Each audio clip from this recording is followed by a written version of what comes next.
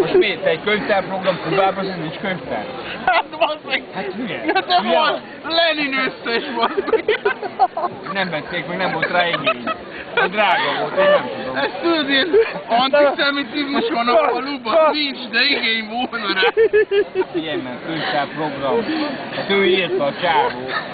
Itt referenciák voltak. Én elhiszem, basszeg. Nem vették meg. Nem kellett, nem kellett. Nincs rája. Mi mondtuk neki, hogy bazd meg, akkor dugja egy. Létszes valaki magyarázza el, hogy hogy jutottunk el ide, mert... Ez egy programos csávó. Én szétem, csak azt személtem, hogy miért futtatod ezt a témát. Hát, hogy megértsétek majd. Izomláttam azt a nagyot. Ramon, te Ramon, te megérted, remélem. Persze, értem. Ez egy példa volt, hogy milyen nehéz eladni egy For example. Ez érint, bazd meg, nem?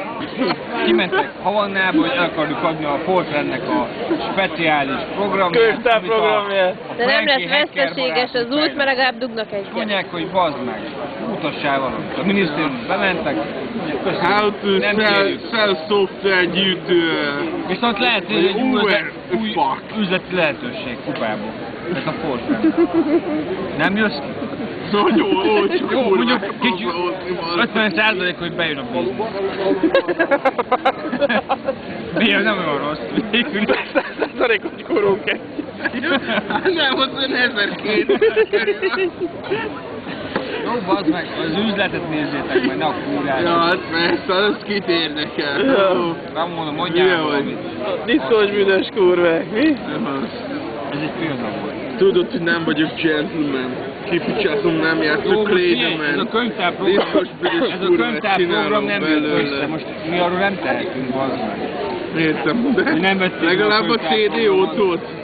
Vagy ahelyett is kótont rakott be, bazd meg. De nem volt túl nagy érdeklődés. Könyvtárprogram. Tudják egyáltalán, Beengedték a minisztériumba egyáltalán? Persze, meghallgatták. Biztonsági őr az új utat. Mondja, mit akar. Ja, az nem értek. Köszönjük szépen. Viszont